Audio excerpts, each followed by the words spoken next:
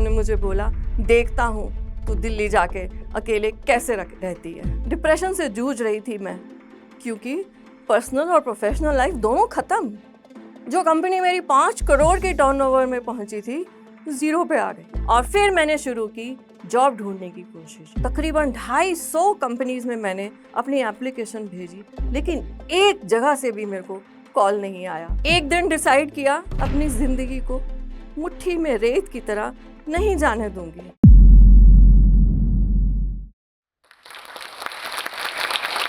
एक दिन सैर करते हुए मेरा अक्स मुझे मिला और मुझसे बोला, क्यों डियर सिमी, क्या सोच रही हो, किन ख्यालों में खोई हो? मैंने कहा, क्या ही बताऊं तुम्हें अपनी जिंदगी की दास्तां, जहां परेशानियां थी 10,000, दुखों के तूफान से निकली हूं बार बार, और आज चट्टान की तरह खड़ी हूं इस बार। मेरा अक्स मुझे बोला, अच्छा, हमें भी कुछ बताओ, अपनी कहानी तो सुनाओ, हम भी तो सीखें उस नटखट सी टॉम बॉय लड़की से, उस नई नवेली दुल्हन से, उस भागती दौड़ती माँ से, उस व्यथित पत्नी से, नौकरी ढूंढती हुई उस बेटी से, चट्टान की तरह खड़ी हुई इस नारी से, जो जाने कितने ही दुखों को पार कर खड़ी है आज उदाहरण बनकर, बजा के शंखनाद। बस मेरे अक्स ने मुझे झंझोड़ दिया और मुझे यहाँ लाकर खड़ा कर दिया। मेरा नाम है सिमी, मैं 58 वर्ष की हूँ, एक डाइवोर्सी, 2 बच्चों की माँ, एक लाइफ लॉन्ग लर्नर और एक एंटरप्रेन्योर जो अपना बिजनेस चलाती है। शुरुआत करूं तो मैं हमारी एजुकेशन केंद्रीय विद्यालय से हुई। मेरे फादर कस्टम ऑफिशियल थे और मदर एक होम मेकर। हम लोग 4 बहनें हैं। आपको बताऊं, मेरी माँ को एक बेटे की बहुत चाह थी। उनका वो बेटा तो नहीं हुआ, लेकिन वो चाह उनकी मैंने पूरी की, एक टॉम बॉय बनके। मैं शुरू से बहुत बोल्ड कैरेक्टर थी। मुझे याद है स्कूल के दिनों में मैं गियर्ड स्कूटर चलाती थी अपने पिता का, और मोटरसाइकिल चलाती थी। एक वेरी बोल्ड कैरेक्टर।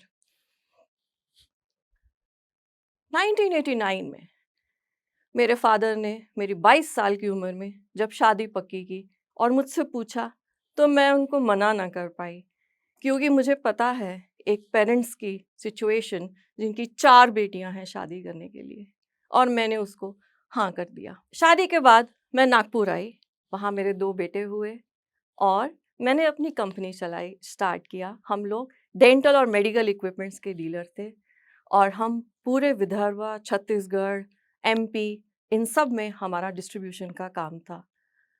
बिजनेस बहुत अच्छा चल रहा था, लेकिन शायद ये मंजूर नहीं था। कब हमारा बिजनेस घर में आ गया और घर बिजनेस में चला गया।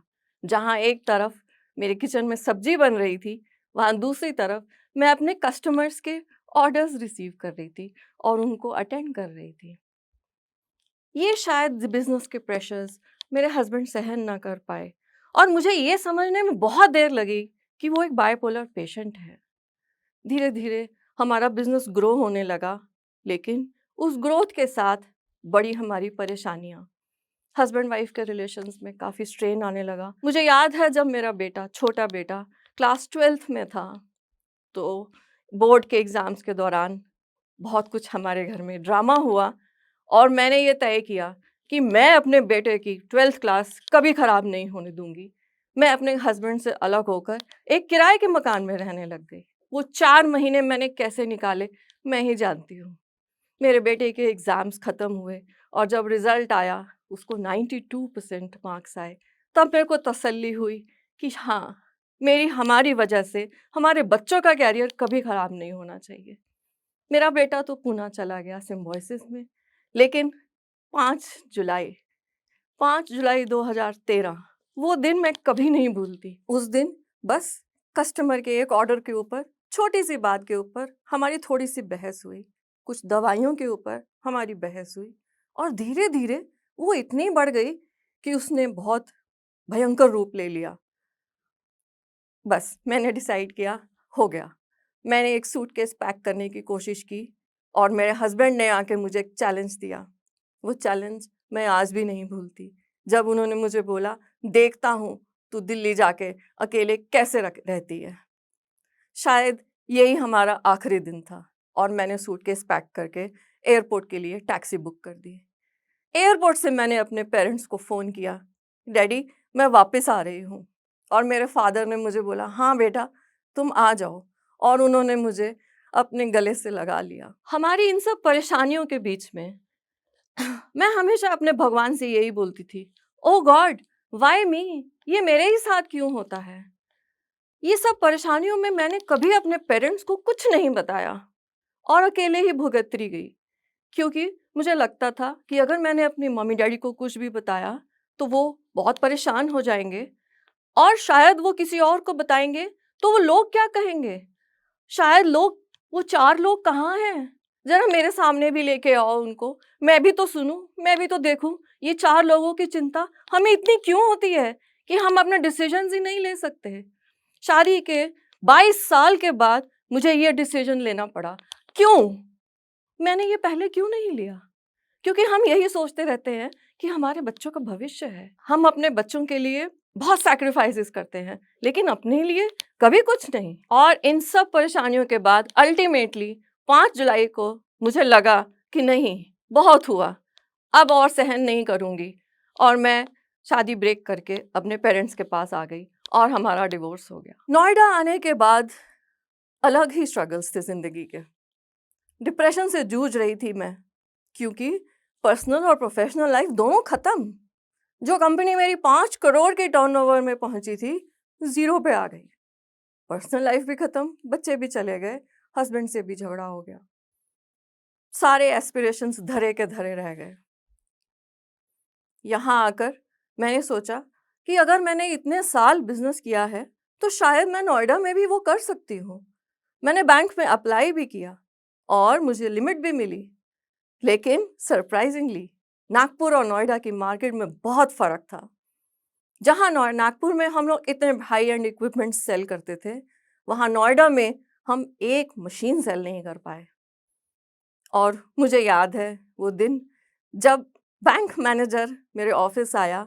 मैं अपने ऑफिस में अकाउंट्स चेक कर रही थी और मुझे मेरे बैंक मैनेजर ने बोला, मैडम हम आपकी सीसी लिमिट को बंद करेंगे क्योंकि आपने टर्नओवर नहीं की जो आपने प्रोजेक्शंस दिए थे। बस उन्होंने ये बोला और वो चले गए। और उस दिन मैं दहाड़े मार मार के रोई। और फिर यही इन सब परेशानियों में, ओ गॉड व्हाई मी, ये मेरे ही साथ क्यों होता है। और इस टाइम मुझे याद आई मेरे हस्बैंड की वो बात, देखता हूँ दिल्ली जाके कैसे अकेली रहती है। इन सब के बीच और सुनिए मेरे माता पिता की कहानी।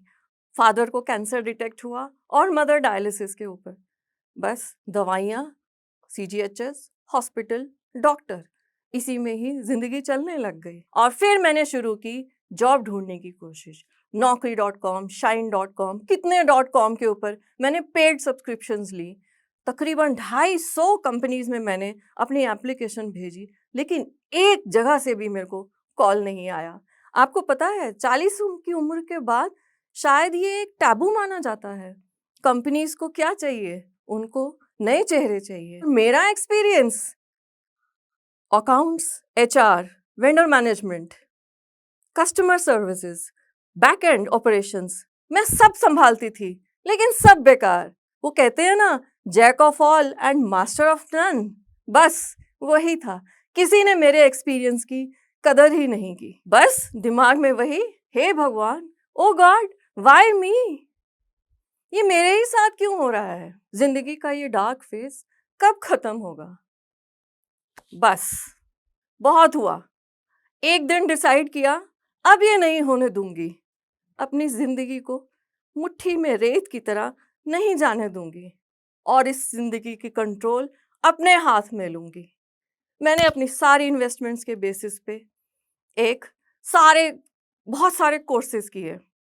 पब्लिक स्पीकिंग कोर्स, जिससे मुझे कॉन्फिडेंस आए, लैंडमार्क कम्युनिकेशन के कोर्स, और art of living, meditation, affirmation, visualisation, जाने क्या क्या।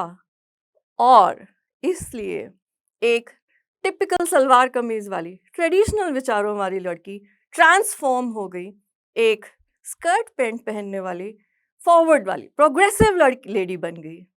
ये ट्रांसफॉर्मेशन सिर्फ इसलिए हुआ क्योंकि मैंने अपना माइंडसेट बदल दिया। 2016 में मेरा छोटा बेटा अपनी छुट्टियां बिताने के लिए पुणे से नोएडा आया। सब फैमिली मेंबर्स इकट्ठे बैठे थे और कुछ सेलिब्रेशंस चल रही थी, जहां मैंने अपने बेटे को बोला, अरे तू इतना डांस करता है, कोई डांस करके तो दिखाओ मुझे। उसने माधुरी दीक्षित के गाने पे डांस किया और मैं बहुत हैरान हुई, अरे इसके मूव्स इतने फेमिनिन क्यों हैं? बड़ा अजीब सा लगा, बड़ी अजीब सी फीलिंग थी उस टाइम पे। और मेरी बहन और मेरी नीस को शायद समझ में आया और उन्होंने अगले ही दिन मुझे अपने घर पे बुलाया। और तब मेरी नीस ने मुझे बताया, मासी आशीष गे है। गे? ये क्या होता है? एलजीबीटीक्यू ये क्या होता है? मुझे तो इसका फुल फॉर्म भी नहीं पता था और मुझे लगता था कि ये तो कोई फॉरेन कॉन्सेप्ट है, ये हमारे साथ एप्लीकेबल नहीं हो सकता और मेरे घर में तो बिल्कुल ही नहीं हो सकता। ऐसा कैसे हो सकता है? मैं बहुत परेशान थी, लेकिन किससे बात करूं? ना हम अपने पेरेंट्स से बात कर सकते हैं जिनको कुछ नहीं पता। मैं किसको बताऊं अपनी व्यथा? फिर मैंने सोचा कि क्यों ना किसी साइकोलॉजिस्ट के पास जाया जाए और मैं अपनी छोटी बहन बड़ी बहन के साथ साइकोलॉजिस्ट के पास पहुंची। और सरप्राइजिंगली उन्होंने क्या बताया कि देखो तुम्हारा बेटा स्केल के बिल्कुल बीच में है, तुम चाहो तो वो बिल्कुल स्ट्रेट भी हो सकता है और वो बिल्कुल गे भी बन सकता है। बस फिर क्या था, मैंने तो समझ लिया कि ये तो स्पेशलिस्ट ने बोला है और मैं अपने बेटे के पीछे लग गई, बेटा तुझे भी नॉर्मल होना है। मेरा बेटा मुझे समझाने लगा, मम्मा ये बिल्कुल नॉर्मल है, लेकिन मैं तो सुनने को राजी ही नहीं थी। हमारी रिलेशंस इतने खराब हो गए कि मैंने उसको 5 महीने तक अपनी लाइफ से ब्लॉक कर दिया। व्हाट्सएप भी, फेसबुक भी, सब जगह से। क्यों ब्लॉक किया पता है? वो अपनी सारी पिक्चर्स, अपनी गे परेड, प्राइड परेड की सारी पिक्चर्स सोशल मीडिया पे डालता था और मेरे सारे रिश्तेदार सोशल मीडिया पे मेरे से कनेक्टेड थे। तो मुझे क्या लगता था, लोग क्या कहेंगे? वो 4 लोग फिर से आ गए और मुझे समझ ही नहीं आया कि ये 4 लोग होते कहाँ पे हैं। बात यहाँ तक पहुंची तो मेरा बेटा बहुत अपसेट हुआ और मैं तो बस पूछे ही मत। लेकिन धीरे धीरे समझ में आने लगी और मेरे बड़े बेटे ने मुझे थोड़ा एजुकेट करना शुरू किया। उसने मुझे बहुत सारे यूट्यूब के लिंक्स भेजे, आर्टिकल्स भेजे, जिससे मुझे समझ में आया कि नहीं, ये शायद नॉर्मली होता है, शायद मैं ही कहीं गलत थी। और इसको देखने के लिए मैंने अपने बेटे को कॉल किया और उससे बातचीत शुरू की और ये सब देखने के लिए मैं पूना गई। मुझे ऐसा लगता था कि मेरा बेटा बहक जाएगा। वो बहुत अपने कम्युनिटी के बीच में खूब दारू पिएगा या पता नहीं क्या जाने क्या क्या करेगा। एक इनसिक्योरिटी सी थी मेरे को उसके लिए। लेकिन जब मैं पूना गई तो मैंने देखा मैं उनके फ्रेंड से मिली और मैंने देखा ये तो बहुत प्यारे बच्चे हैं। उन्होंने मुझे भी गले लगा लिया एंड आई वाज मतलब मैं इतनी हैरान थी कि अच्छा, ये तो बहुत अच्छी कम्युनिटी है और मुझे एक तसल्ली हो गई कि मेरा बेटा बिल्कुल सेफ है, वो सेफ कम्युनिटी में है और वो एक बहुत अच्छा इंसान है। लेकिन बैक ऑफ द माइंड हमेशा ये लगता था कि मेरा बेटा नॉर्मल हो जाएगा, कभी ना कभी शायद नॉर्मल होगा। लेकिन एक पब्लिक स्पीकिंग कोर्स के दौरान मेरे मेंटोर ने हमें एक स्पीच बोलनी थी 6 महीने के कोर्स के बाद और मेरे मेंटोर ने मुझे बोला कि सिमी वो टॉपिक लो जो तुम्हारे दिल के बिल्कुल पास है। मैंने टॉपिक चूज किया coming out of the closet. बहुत प्रैक्टिस की और जिस दिन स्टेज पे आई पहले तो बहुत रोने लग गई, ब्रेक डाउन हो गया और लोगों ने बोला कि नहीं नहीं ठीक है, आप चले जाइए, आप स्पीच मत दीजिए। लेकिन मेरे मेंटोर ने बोला नहीं, ये आज स्पीच जरूर देगी। उन्होंने मुझे पानी का ग्लास दिया और मुझे कहा सिमी जाओ स्टेज पे। मैं वापस गई स्टेज पे और सारी ऑडियंस के सामने मैंने हंस के ये शब्द बोल दिए, yes I am a proud mother of a gay son. उस दिन सब लोग रो रहे थे और साथ में मैं भी। और मुझे आज भी याद है मेरी वो लास्ट लाइन उस स्पीच की Love them, hug them and kiss them because closet is definitely not the place to be in. ये दिन मुझे कभी नहीं भूलता। उस दिन मैंने अपने आप को पूरी तरीके से सेंसिटाइज कर दिया और फिर मैंने अपने बेटे को कभी बदलने की कोशिश नहीं की। अब जब हम बहुत अच्छे टर्म्स पे थे तो मैंने उससे उसकी कहानी सुनी। तब मुझे उसने बताया, उसने अपनी ज़िंदगी के बारे में बताया कि जब वो स्कूल और कॉलेज में था उसकी बहुत बुलिंग होती थी, लेकिन उसने हिम्मत दिखाई। उसने सोचा लोग जो बोलते हैं बोले, मैं सिर्फ अपनी पढ़ाई पे कंसंट्रेट करूंगा। उसकी कॉर्पोरेट लाइफ में भी उसे बहुत चैलेंजेस फेस करने पड़े। उसके फ्रेंड्स, कलीग्स शुरू-शुरू में उन्होंने बहुत बुलिंग और हैरेसमेंट किया, लेकिन और धीरे-धीरे उसने ये डिसाइड किया कि मैं अपनी कम्युनिटी का एक रोल मॉडल बनूंगा। उसके टाइम पे उसके लिए कोई रोल मॉडल नहीं था जिसको देख के वो फॉलो कर सकता था। इसी मुहिम पे चल के उसने सबको बताया और उसकी जर्नी विप्रो कंपनी से गूगल तक के अमेजिंग रही। 2019 में मेरे छोटे बेटे ने मुझे कहा कि मम्मा, मुझे हील वाले शूज़ चाहिए अपनी ड्रैग के लिए।